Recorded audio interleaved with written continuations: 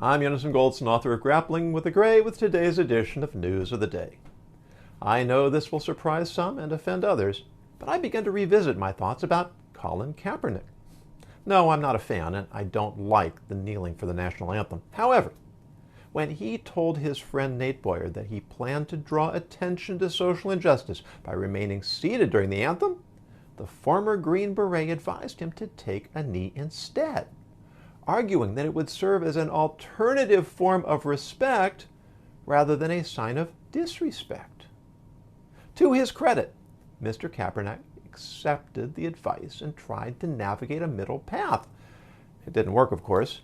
Oh, it did generate plenty of discussion and debate, but it was interpreted by many as a rejection of American values rather than a symbol of American shortcomings. Instead of promoting constructive conversation, Mr. Kaepernick succeeded mostly in deepening the political and racial divide.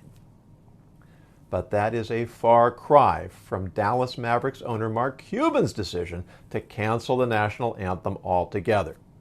After initially refusing to comment, Mr. Cuban, apparently under pressure from the NBA, tweeted a predictable expression of respect for flag and country while pleading sensitivity for those who do not feel the anthem represents them. A better leadership move would have been for the self-made billionaire to remind his millionaire players that few countries in the world would have provided them the opportunity to achieve such extraordinary fame and success. The United States is the first country in modern history established on the principles of equality and justice, together with a recognition of a higher standard of morality. As a country, we are far from perfect, because human beings are far from perfect. But we have steadily moved forward, and the injustices today are fewer and lesser by far than the injustices of the past. Of course, we must commit ourselves to do better, but to ignore or negate the extraordinary achievements of this country is the most reprehensible expression of ingratitude.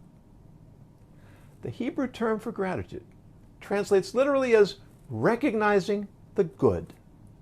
Once we acknowledge the good in our lives, then we create a context in which we can acknowledge the bad as well. But if we fail to recognize all the blessings and opportunities we have been so fortunate to inherit, then we betray those who came before us and gave their hearts, their souls, and often their lives so that we can have the freedom to set our sights even higher.